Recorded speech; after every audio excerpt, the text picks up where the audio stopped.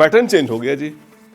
ये मैंने 95 में भी सुना था, ये मैंने 98 में भी सुना था। अगर कोई ऐसा पैटर्न चेंज कर दिया जाए जो कि चेंज रह जाए तो मान लेंगे पैटर्न चेंज हो गया। यूपीएससी को हर साल अब जो भी उनको 14,000 15,000 बच्चे लेने हैं उतने तो मिल ही जाते हैं ना। तो it is a big juggernaut which is moving. Definitely आप कंप्लेन इसलिए कर रहे हैं कि आप पास नहीं हुए। जिस दिन चीट कोड की जगह आप तैयारी में विश्वास रहेगा आपका, तो आप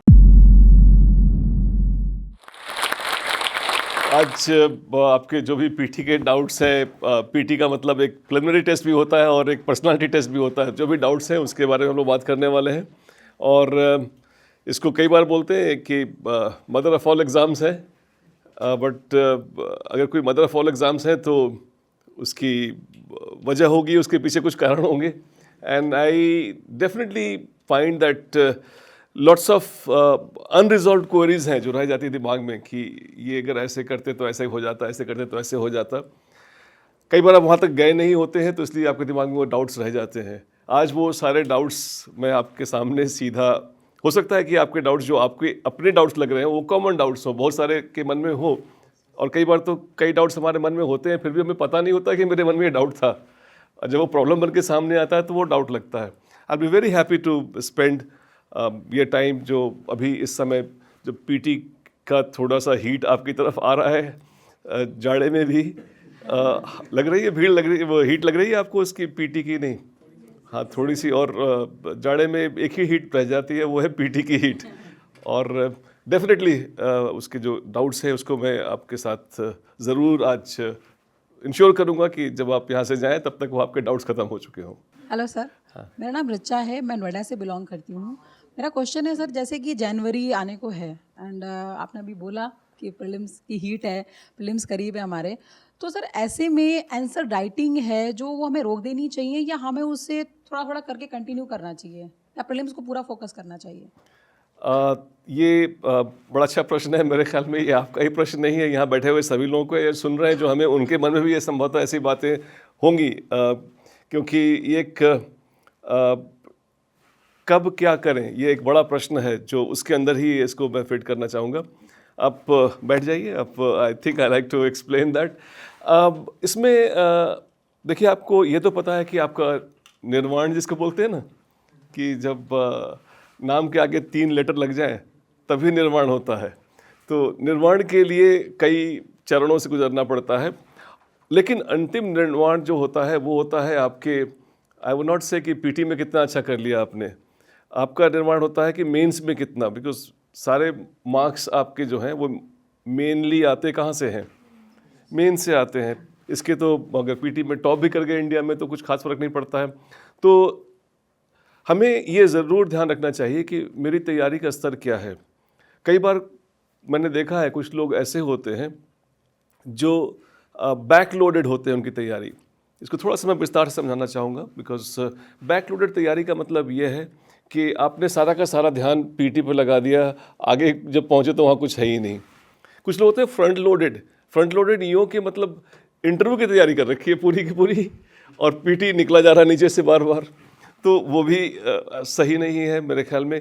बैलेंस ज़रूर होना चाहिए, लेकिन आपको ये ज़रूर ध्यान रखना है कि जब पीटी के पास पहुँचे तो पीटी के लिए तैयार हो, मेंस के पास पहुँचे तो मेंस के लिए तैयार हो। अभी थोड़ा पीटी भी दूर है, थोड़ा मेंस भी दूर है। तो यहाँ पर एक सीधा जवाब देने के बजाय कि मैं ये बोलूँ कि नहीं अब तो आप बंद कर दो मेंस को, पीटी पे लग जाओ, I would like you to assess yourself कि पीटी के अकाउंट में कितना क्रेडिट है और मेंस के अकाउंट में कितना क्रेडिट है। और अगर पीटी के अकाउंट में थोड़ा कम क्रेडिट है तो ज़्यादा समय पीटी के लिए दीजिए। हाँ, एक बार जब आ जाएगा आपके पास पीटी तो वहाँ पर मैं नहीं चाहूँगा कि आप मेंस के बारे में सोचें भी, क्योंकि मेंस आने के बाद अभी बहुत सारे बच्चे जब जैसे कि उनका इंटरव्यू आ गया है, कॉल आ गया है, बोले कि सर साथ के साथ थोड़ी पीटी की भी तैयारी करते रहें क्या? I think that's crazy. आपके पास जो सामने आ जाए तो बिल्कुल उस पर ध्यान लगाइए। लेकिन अभी चूँकि हम थोड़े 5-6 महीने दूर हैं तो मैं चाहूँगा कि जो सबसे बड़ा जो क्षेत्र है पूरी तैयारी का, मेंस है, उसको थोड़ा समय देते रहें। और इसकी तैयारी के लिए, पीटी की तैयारी के लिए you must dedicate some hours. और अभी अगर मैं इस समय, आज जब आप मुझसे पूछ रहे हैं, तो मैं चाहूँगा कि एक डेडिकेटेड एलोकेटेड आवर्स कर दो। और मेरे विचार से अभी 3 घंटे मुझे लगता है कि बिल्कुल डेडिकेटेड पीटी के नाम से होने चाहिए। अब वो पीटी का डेडिकेशन कैसे होगा उसको आई लाइक टू एक्सप्लेन। अब पीटी के डेडिकेशन के लिए मैं चाहूँगा कि नॉर्मली जो हम लोग कोशिश करते हैं कि बुक जो लिस्ट मिली हुई है उन सब बुक लिस्ट को पढ़ते रहते हैं, नहीं ऐसा नहीं होना चाहिए। 3 घंटे में 3 काम होने चाहिए। अब सबके लिए 1 घंटा नहीं देना है, जैसे कुछ आप 15-20 मिनट दे दीजिए ये पता लगाने के लिए कि मेरी कमियां कहाँ है जहाँ से क्वेश्चंस आते भी हैं, मतलब pattern of your missing link. अब पैटर्न ऑफ मिसिंग लिंक कैसे पता करेंगे? नॉर्मली बच्चों का क्या होता है कि क्वेश्चन उठा के बनाते हैं और बनाने के क्रम में उनको अगर कोई प्रश्न नहीं आता है तो पूरा दिन उसके पीछे लग जाते हैं, सब कुछ छोड़ छाड़ करके। जी एक प्रश्न ऐसा आ गया था कि ये फला आइलैंड का एरिया और इस आइलैंड के संदर्भ में क्रम में सजाएं, तो आइलैंड ही आइलैंड इकट्ठे करते रह जाते हैं, 2 दिन उसमें निकाल दिया। ऐसा नहीं होना चाहिए। एक प्रश्न जो आपका नहीं आया उसको नोट कर लीजिए माइंड में, अगर वहीं से दूसरा प्रश्न भी आता है तो उसको कहीं कागज़ पे नोट कर लीजिए। तीसरी बार अगर एक वहीं से प्रश्न आता है जो आपसे नहीं बनता है तो आपका एक पैटर्न कंफर्म हो गया। मैं इसको बोलता हूँ ताना और बाना, जो बनते हैं ना, ऐसे ताना बन गया और बाना बन गया कि यहाँ से क्वेश्चंस भी आते हैं और मेरा बनता भी नहीं है। तो जब वो पैटर्न कंफर्म हो जाता है, तीसरी बार मिला हो तब ध्यान रखिएगा, और वो आपका 10-15 मिनट भी क्वेश्चन बनाएंगे ना तो उसमें हो जाता है, आपको मिल जाएगी। ये बार बार मिल रहा है मुझे, तीसरी बार मिल गया। जैसे ही वो कंफर्म होता है उसको उठा करके अगले 1-1.5 घंटे में, उस 3 घंटे के स्लॉट में बता रहा हूँ, उसमें आप उसको सीख लीजिए, रट लीजिए, याद कर लीजिए, इतना कि अब कभी दिक्कत नहीं आएगी। और बाकी बचे 1 घंटे या आधे घंटे में जो आपके पास 3 घंटे का पूरा स्लॉट दिया हुआ है आपने, मैं चाहूँगा कि आप वहाँ पर जो पहले रट रखे हैं उनका रिवाइज़ कीजिए। तो ये जो तैयारी आपकी होगी वो आपकी निजी तैयारी होगी, क्योंकि किसी और की पीटी के लिए जो चीज़ ज़रूरी है वो चीज़ आपके लिए ज़रूरी नहीं है। तो मैं चाहूँगा कि जब अलोकेट करें टाइम तो 3 hours of dedicated PT, and उसके बाद भी आपके पास 21 घंटे बचते हैं बहुत सारे काम करने के लिए, तो उसमें बाकी चीज़ों को डाल सकते हैं। धीरे धीरे जैसे जैसे अब गर्मी आपके पीटी की नहीं बाकी वाली गर्मी भी चालू होने लगती है तो ये 3 का 4 हो जाएगा, 4 का 5 हो जाएगा और बाद में बढ़ कर के यही 24 हो जाएगा। तो अभी इस समय जब आप हमसे पूछ रहे हैं तो मैं आपको समझूंगा कि ये 3 घंटे अभी के लिए सही रहेंगे। I hope you got your answer. Hello sir, मेरा नाम रजनीश है, मैं बिहार से बिलोंग करता हूँ। सर मेरा क्वेश्चन ये है कि यूपीएससी की प्रीलिम्स में पैटर्न काफ़ी चेंज हो गया है, पीवाईक्यू देख के भी एग्जैक्टली अच्छे से कुछ समझ में नहीं आ पा रहा है, तो सर इस चेंजिंग पैटर्न को कैसे टैकल करें कि आगे वो प्रॉब्लम ना आ पाए, मतलब पेपर में कैसे इसको टैकल कर सकते?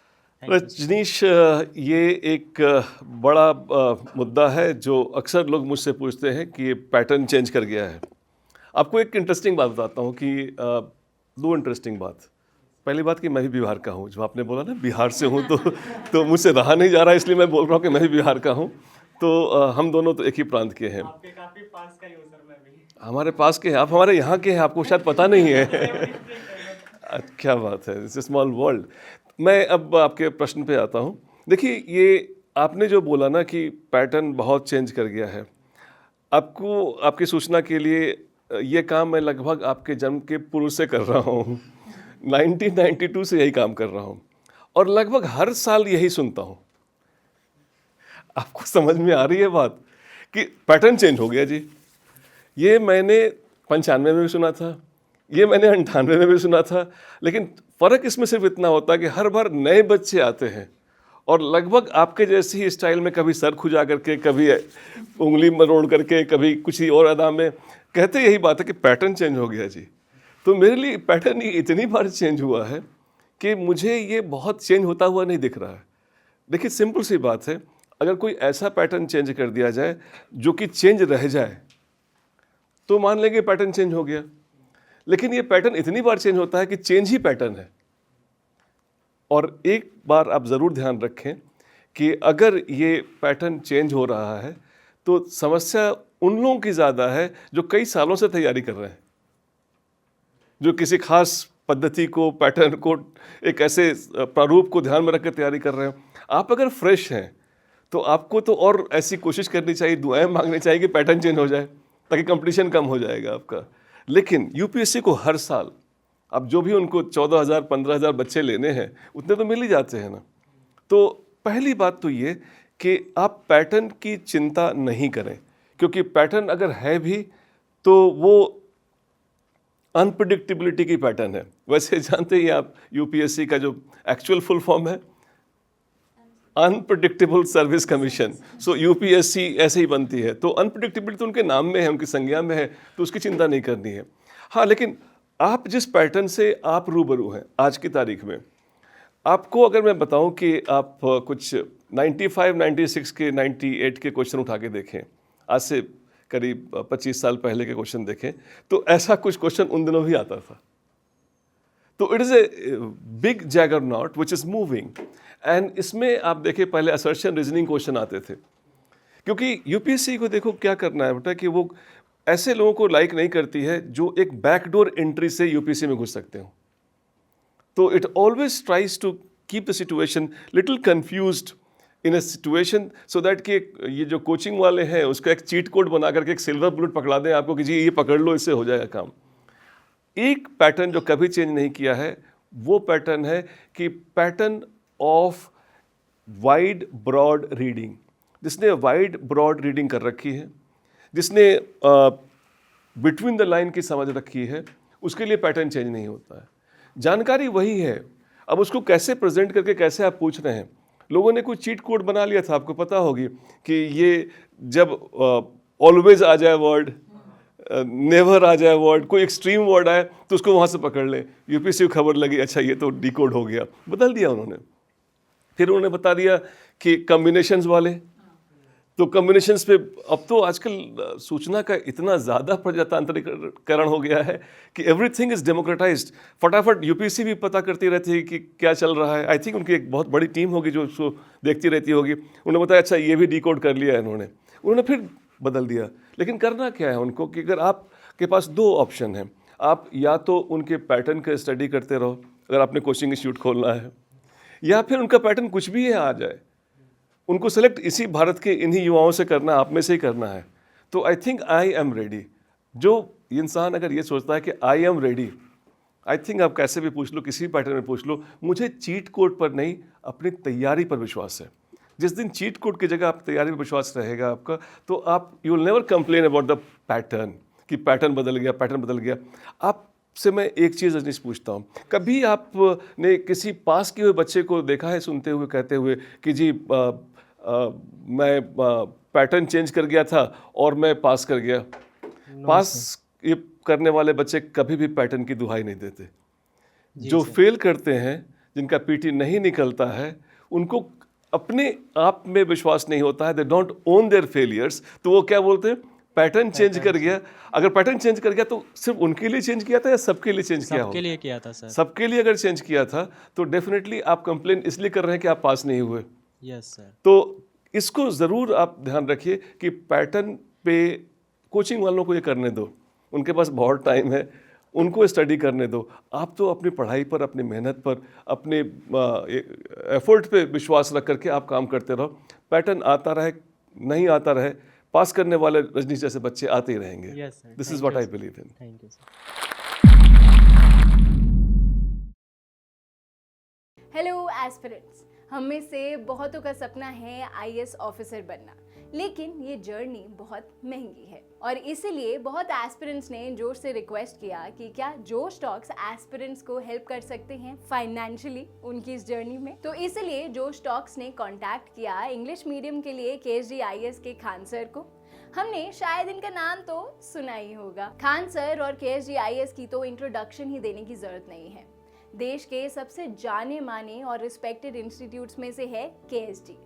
सृष्टि जैन देशमुख सर की ही स्टूडेंट रही हैं, जिन्होंने 2018 में ऑल इंडिया रैंक 5 हासिल की थी। जोश टॉक्स ने केएसडी आईएएस के खान सर से बात की और उन्हें रिक्वेस्ट किया कि क्या वो जोश की फैमिली के लिए एक बहुत ही बड़ी स्कॉलरशिप दे सकते हैं। आज मुझे बहुत ही खुशी है हम सबके साथ ये शेयर करने की कि वो मान गए हैं। वो जोश की फैमिली के लिए अपने फाउंडेशन कोर्स पे स्कॉलरशिप प्रोवाइड करेंगे, यानी कि वो क्वालिटी की एजुकेशन जिसकी फीस लाखों में जाती थी, अब हम अफोर्ड कर पाएंगे। ये हेल्प वैल्यूएबल है सबसे ज्यादा उन नए एस्पिरेंट्स के लिए जिन्हें फाउंडेशन कोर्स करना तो है, लेकिन लाखों की फीस हम अफोर्ड नहीं कर सकते। KSGIS का फाउंडेशन कोर्स जो 1,20,000 का है वो जोश फैमिली को अब 50,000 to 70,000 में मिल सकता है। जोश टॉक्स ये जानता है कि अभी भी ये फीस 50,000 और 70,000 हम में से बहुत युवाओं के लिए बहुत ही ज़्यादा है और इसीलिए जोश टॉक्स हमें और हेल्प करने के लिए 2 चीज़ें कर रहा है। पहली कि ये फीस हम मंथली 4,000 से 5,000 के इंस्टॉलमेंट्स में दे पाए और दूसरी कि अगर हम करंट इंस्टीट्यूट्स की फीस अफोर्ड नहीं कर सकते या मंथली 4 से 5,000 की इंस्टॉलमेंट्स देना अफोर्ड नहीं कर सकते तो हम जोश के साथ शेयर कर सकते हैं कि कौन से इंस्टीट्यूट्स हैं जो बहुत ही अच्छी क्वालिटी की एजुकेशन प्रोवाइड कर रहे हैं बट कम प्राइजेस में। जोश इन इंस्टीट्यूट्स को अगले कुछ महीनों में कांटेक्ट करेगा और कोशिश करेगा कि ये इंस्टीट्यूट्स भी मान जाएं जोश की फैमिली को एक बहुत बड़ी स्कॉलरशिप देने के लिए। तब तक जोश फैमिली मेंबर्स की ये स्कॉलरशिप पाने के लिए हम नीचे दिए गए गूगल फॉर्म को फिल कर सकते हैं। जब आपको कॉल आए तो प्लीज़ ये मेंशन करना मत भूलना कि आप जोश फैमिली के पार्ट हैं ताकि आपको ये स्कॉलरशिप मिल पाए। जोश टॉक्स को बहुत गर्व है कि अब एस्पिरेंट्स को जोश सिर्फ कहानियों से नहीं बल्कि असलियत में फाइनेंशियली सपोर्ट कर पा रहा है। जोश टॉक्स का सपना कभी भी सिर्फ टॉक्स बनाना नहीं था। जोश का मानना है कि हम सब में एक काबिलियत है अपनी ज़िंदगी में कुछ बड़ा हासिल करने की, मगर ज़िंदगी की कुछ परिस्थितियाँ हमें अपने अंदर के टैलेंट को बाहर नहीं निकलने देती। लेकिन अब कम से कम हमारी फाइनेंशियल स्थिति हमें अपने IAS बनने के सपने से रोक नहीं सकती। जोश टॉक्स एक बड़े भाई या बहन की तरह हर वक्त हम सबको जिंदगी में आगे लेके जाने के प्रयास में लगा रहेगा। आप बस जाके अपना 100% दीजिए, एक भी दिन जाया ना होने दे, बाकी जोश संभाल लेगा। जय हिंद।